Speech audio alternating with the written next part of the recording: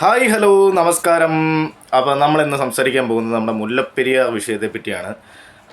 നമുക്കെല്ലാവർക്കും അറിയാം, നമ്മുടെ ബെറ്റർ കോൾ വക്കീൽ എന്ന് പറഞ്ഞുകൊണ്ട് ഒരു ഇൻസ്റ്റ ഐ ഡി ഒക്കെ ഉണ്ട്. നിങ്ങൾക്ക് പരിചയമുണ്ടോ എന്ന് അറിയത്തില്ല. അവർക്കൊരു യൂട്യൂബ് ചാനലും ഉണ്ട്. അപ്പം പുള്ളിക്കാരി ഈ പറയുന്ന ഒരു മുല്ലപ്പെരിയാർ വിഷയത്തെപ്പറ്റി കുറച്ച് കാര്യങ്ങൾ സംസാരിക്കുന്നുണ്ട്. അത് നമുക്ക് കേൾക്കാം ആദ്യം. ഓക്കെ. മുല്ലപ്പെരിയാർ വിഷയത്തിൽ എനിക്ക് പറയാനുള്ളത്, എന്തായാലും വയനാട് നടന്നതുപോലെ ഒരു പ്രകൃതി ദുരന്തമൊന്നും ആവില്ല. മറിച്ച് നമ്മളുടെ അനാസ്ഥ കാരണം വരാൻ പോകുന്ന ഒരു വലിയ അപകടമാണ്. കാലാവധി കഴിഞ്ഞ ഡാമാണ് മുല്ലപ്പെരിയാർ ഡാം. അതുകൊണ്ട് തന്നെ അത് എപ്പോൾ വേണമെങ്കിലും പൊട്ടാം, അതിന് എന്ത് വേണമെങ്കിലും സംഭവിക്കാം. ഇതിനെതിരെയുള്ള എൻ്റെ പ്രതികരണം എങ്ങനെയാണെന്ന് ചോദിച്ചിട്ടുണ്ടെങ്കിൽ, ഇനി ഞാൻ വോട്ട് ചെയ്യില്ല. അല്ലെങ്കിൽ ആരാണോ മുല്ലപ്പെരിയാർ വിഷയം പരിഹരിക്കുന്നത് അവർക്കായിരിക്കും ഇനി വരാനിരിക്കുന്ന ഇലക്ഷന് ഞാൻ വോട്ട് ചെയ്യുക. Decommission Mullaperiyar or no vote, അതാണ് ഇനി പ്രതികരിക്കാൻ പറ്റുന്ന രീതിയിൽ ഞാൻ മനസ്സിലാക്കുന്നു. ഒരു ഇന്ത്യൻ പൗരൻ എന്ന നിലയിൽ നമ്മളുടെ കയ്യിലുള്ള ഏറ്റവും പവർഫുൾ ആയിട്ടുള്ള കാര്യമാണ് നമ്മുടെ സമ്മതിദാന അവകാശം, അതായത് വോട്ട് ചെയ്യാനുള്ള അവകാശം. അപ്പം എൻ്റെ വോട്ടിൻ്റെ വിലയായിട്ട് ഞാൻ മനസ്സിലാക്കുന്നത് എൻ്റെ നാട്ടിലെ ജനങ്ങളുടെ ജീവൻ്റെ വില തന്നെയാണ്. നിങ്ങളുടെ വോട്ടിൻ്റെ വില എന്തായിരിക്കണം എന്നുള്ളത് ഇനി നിങ്ങൾ നിശ്ചയിക്കണം. ഈ വീഡിയോ നിങ്ങൾ മാക്സിമം ഷെയർ ചെയ്യുക, സ്റ്റോറി ഇടുക. കാരണം ഈ വീഡിയോ ഒക്കെ കണ്ടിട്ട് കൂടുതൽ ആളുകൾക്ക് പ്രതികരിക്കണമെന്ന് തോന്നിക്കഴിഞ്ഞാൽ അങ്ങനെ പ്രതികരിക്കുന്ന പക്ഷം ഈ വിഷയത്തിൽ നമുക്കൊരു പരിഹാരം കണ്ടെത്താൻ സാധിക്കുന്നതാണ്. തീർച്ചയായും ഈ ഒരു നമ്മുടെ ഗായത്രി വക്കീലിൻ്റെ ഈ ഒരു സംസാരമൊക്കെ കേട്ടിട്ട് ആക്ച്വലി നല്ല വിവരവും വിദ്യാഭ്യാസവും ഒക്കെ ഉള്ളൊരു സ്ത്രീയാണ് കേട്ടോ. ഇവർ നല്ല ഒരുപാട് കാര്യങ്ങളിൽ അവയർനെസ് തരുന്നതാണ്. തീർച്ചയായും കേരള ജനതയുടെ ഒരു എന്താ പറയുന്നത്, ഒരാശങ്ക തന്നെയാണ് ഈ പറയുന്ന മുല്ലപ്പെരിയാർ. ആശങ്കയെന്ന് മാത്രമല്ല, സത്യം പറഞ്ഞ ഒരു റിയാലിറ്റി തന്നെയാണ്. ഇത് പൊട്ടുവാണെങ്കിൽ നമുക്ക് ചിന്തിക്കാൻ കഴിയില്ല. ഏകദേശം 50-55 ലക്ഷം ജനങ്ങളുടെ ജീവനാണ് കേരളത്തിൽ ജീവിക്കുന്ന 4-4.5 കോടിയിൽ നിന്ന് 55 ലക്ഷം പേരുടെ ജീവിതമാണ് ഈ പറയുമാതിരി ഈ ഒരു മുല്ലപ്പെരിയാർ എന്നുള്ള ഒരു സബ്ജക്റ്റിൽ മാത്രം ഇരിക്കുന്നത്. ഇത് പൊട്ടുമോ പൊട്ടൂലേ എന്നുള്ള വലിയ വലിയ ചർച്ചകളൊക്കെ നടക്കുന്നുണ്ട്. പക്ഷേ എന്നിരുന്നാലും ആശങ്കകൾ വ്യാപകമാണ്. ഇത് മാറ്റിപ്പണിയേണ്ട സമയം അതിക്രമിച്ചിരിക്കുന്നു എന്ന് ഓൾറെഡി തന്നെ അധികൃതർ പറഞ്ഞതാണ്. എന്നിട്ടും ചില രാഷ്ട്രീയ വിശ്വാസങ്ങളും ചില നിഗമനങ്ങളൊക്കെ ഇപ്പോൾ അടുത്തിടയ്ക്ക് മുല്ലപ്പെരിയാറിന് വിള്ളൽ സംഭവിച്ചു, അല്ലെങ്കിൽ വളവ് സംഭവിച്ചു, വിള്ളലല്ല വളവ് സംഭവിച്ചു എന്നൊക്കെ പറഞ്ഞുകൊണ്ട് ചില പഠന റിപ്പോർട്ടൊക്കെ വന്നിട്ടുണ്ടായിരുന്നു. ജെന്യുവനാണെന്ന് തന്നെയാണ് അറിയുന്നത്. അപ്പോൾ ഈ ഒരു കാര്യത്തിൽ ആശങ്കകൾ സാധാരണം തന്നെയാണ്. അപ്പോൾ നമുക്ക് ചെയ്യാൻ പറ്റുന്ന ഇതേ ഉള്ളൂ. ഒരു ജനാധിപത്യത്തിൽ വിശ്വസിക്കുന്ന ഒരു മനുഷ്യനെന്നുള്ള രീതിയിൽ, ജനാധിപത്യ രീതിയിൽ ഒരു സമരമുറ എന്നുള്ള രീതിയിൽ നമ്മൾ കാര്യമായി ഒന്നും ചെയ്യേണ്ട, മറ്റുള്ളവർക്ക് വോട്ട് ചെയ്യാതിരിക്കുക. വളരെ ശരിയായിട്ടുള്ള കാര്യമാണ് ഗായത്രി മാഡം പറയുന്നത്. ഗായത്രി മാഡം എന്താ പറയുന്നത്, നിങ്ങൾക്ക് എത്ര പേർക്ക് പരിചയമുണ്ടെന്ന് അറിയില്ല. ഞാൻ ഫോളോ ചെയ്യുന്ന, അല്ലെങ്കിൽ ഒരുപാട് പേര്, ലക്ഷക്കണക്കിന് ആൾക്കാർ ഫോളോ ചെയ്യുന്നൊരു വ്യക്തിയാണ്. അപ്പോൾ അവർ നല്ല കാര്യങ്ങൾക്ക് മാത്രമേ അവയർനെസ് കൊടുക്കാറുള്ളൂ. ഒരുപാട് TV പ്രോഗ്രാമിനും മറ്റുമൊക്കെ പങ്കെടുത്തിട്ട് ഒരുപാട് കയ്യടി നേടിയിട്ടുള്ള ഒരു പ്രഗത്ഭയായ ഒരു അഡ്വക്കേറ്റാണ്. ഈ 55 ലക്ഷം പേരുടെ ജീവിതം നമുക്കൊരു എന്താ പറയുന്നത്, സംശയത്തിന് മേലിൽ നിർത്താൻ ഒരിക്കലും കഴിയില്ല. അപ്പം നമ്മൾ ചെയ്യേണ്ടതെന്ന് വെച്ച് കഴിഞ്ഞാൽ, ഏത് രാഷ്ട്രീയ പാർട്ടിയും ആയിക്കോട്ടെ, ഇതിപ്പോൾ കേന്ദ്രം ഭരിക്കുന്ന ഏതെങ്കിലും ഒരു രാഷ്ട്രീയ പാർട്ടി വിചാരിച്ചാൽ സിമ്പിളായിട്ട് നടക്കാവുന്ന കേസേ ഉള്ളൂ. അപ്പോൾ അതിന് പ്രതിപക്ഷങ്ങളും കൂടെ ഒരുമിച്ച് നിൽക്കണം. ഇതിനകത്ത് പ്രതിപക്ഷം ഭരണപക്ഷം എന്നുള്ളൊരു തമ്മിത്തല്ല് ഒഴിവാക്കി ഒരുമിച്ച് നിന്ന് കഴിഞ്ഞാൽ, ഈ പ്രശ്നം പരിഹരിക്കണമെന്ന് പറഞ്ഞുകൊണ്ട് മുന്നോട്ട് രാഷ്ട്രീയ പാർട്ടികൾ മുന്നോട്ട് വന്നു കഴിഞ്ഞാൽ ഒരു മനുഷ്യനെ കൊണ്ട് തടയാൻ കഴിയില്ല. ഈ ഒരു പ്രശ്നം പരിഹരിക്കപ്പെടുക തന്നെ ചെയ്യും. അത് തമിഴ്നാടിന് കൃത്യമായൊരു ഉറപ്പ് കേന്ദ്രത്തിൽ നിന്ന് കൊടുത്താൽ മാത്രമേ, അത് തമിഴ്നാടിൻ്റെ ധാരണയിൽ.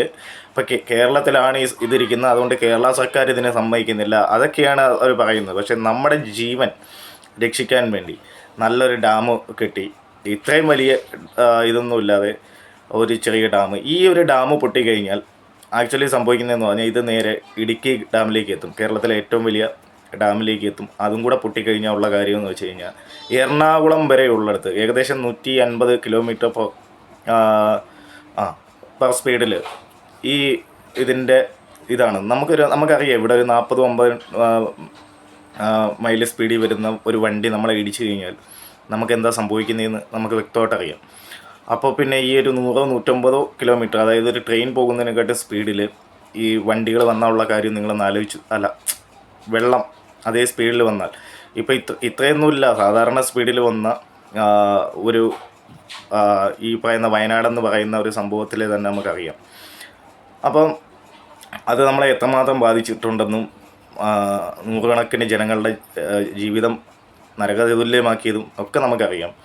അതുപോലെ തന്നെ വേറൊരു കാര്യമെന്ന് വെച്ച് കഴിഞ്ഞാൽ, ഇത് ഇങ്ങനൊരു സംഭവം ഉണ്ടായാലെന്ന് നമുക്കങ്ങനെ ആശങ്കകളൊക്കെ പറയാൻ പറ്റൂ. ഉണ്ടാകുമോ ഇല്ലയോ എന്ന് എന്തുവന്ന് ഈ പറയുന്ന ഒരു കൂട്ടം ശാസ്ത്രലോകം പറയുന്നത് ഇതുണ്ടാകുമെന്ന്, അല്ലെങ്കിൽ ഭരണവർഗം പറയുന്നത് ഉണ്ടാവില്ല, അവർക്കതിന് കൃത്യമായി ഉറപ്പുണ്ടെന്നൊക്കെയാണ്.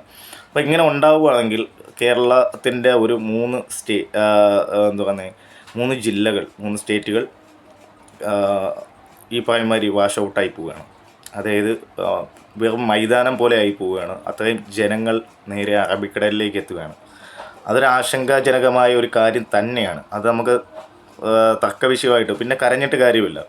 പിന്നെ പലരും ചോദിക്കുന്നൊരു കാര്യമുണ്ട്, ഈ ഓരോ വിഷയങ്ങൾ വരുമ്പോൾ മാത്രം മുല്ലപ്പെരിയാർ എടുത്ത് തന്നെ, അല്ലാതെ എങ്ങനെയാണ് മനുഷ്യനെ നമുക്ക് ബോധ്യപ്പെടുത്താൻ കഴിയുക? ഒരു പ്രശ്നങ്ങൾ വരുമ്പോഴല്ലേ നമുക്ക് മറ്റൊരു പ്രശ്നത്തെപ്പറ്റി പറഞ്ഞ് മനസ്സിലാക്കാൻ പറ്റൂ.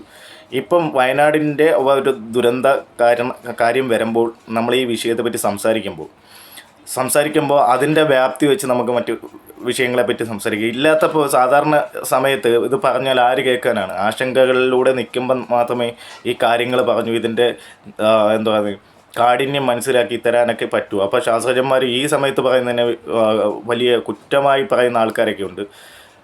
അത് ശരിയല്ല. കാര്യം എന്ന് പറഞ്ഞു കഴിഞ്ഞാൽ, ഈ സമയത്തല്ലാതെ എപ്പോഴും നിങ്ങൾക്ക് പറഞ്ഞാൽ മനസ്സിലാവും.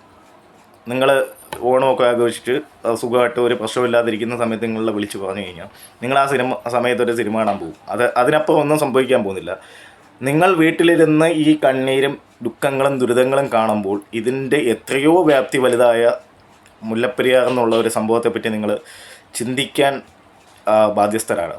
അപ്പം നിങ്ങൾ ആലോചിക്കുക, നിങ്ങൾ ഓരോ വ്യക്തി ആലോചിക്കുക, നമ്മുടെ എല്ലാ ബന്ധുക്കളും സുഹൃത്തുക്കളും ഒരുപാട് സെലിബ്രിറ്റീസും ഒക്കെ ഉള്ളൊരു സ്ഥലമാണ് ഈ എറണാകുളം എന്ന് പറയുന്നത്. നല്ല രാഷ്ട്രീയ നേതാക്കന്മാരൊക്കെ തിരുവനന്തപുരത്തൊക്കെ പോയി കിടന്നോളും, മനസ്സിലായില്ലേ?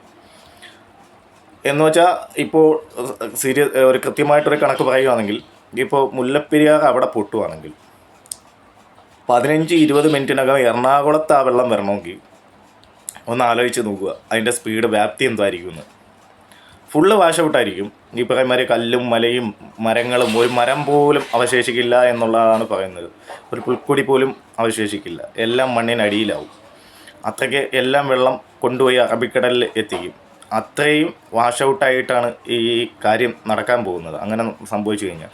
അതുമാത്രമല്ല, എത്രയോ അടി താഴേക്ക് മണ്ണും കൂടെ എടുത്തുകൊണ്ടാണ് പോകുന്നത്. അപ്പോൾ ഒരു ജീവൻ പോലും രക്ഷിക്കാൻ കഴിയില്ല എന്നുള്ള കാര്യമാണ്. 20 മിനിറ്റ് കൊണ്ടൊന്നും മറ്റൊരു ജില്ലയിലേക്ക് കടന്നു പോകാൻ പറ്റുന്നവർക്ക് മാത്രം രക്ഷപ്പെടാം. അതിനപ്പുറം ഇത് ഈ ഇടയ്ക്ക് കിടക്കുന്നവർക്ക് എന്ത് ചെയ്യും? അപ്പോൾ പത്തനംതിട്ട ജില്ലയ്ക്ക് ചിന്തിക്കാനുള്ള സമയം പോലും കിട്ടത്തില്ല. പിന്നെ ആലപ്പുഴ, എറണാകുളം, തൃശ്ശൂരിൻ്റെ പാർട്ട് ഓഫ് തൃശ്ശൂരിൻ്റെ കുറച്ച് പാർട്ടുകൾ ഇങ്ങനെയാണ് പൊതുവെ പറയുന്നത്.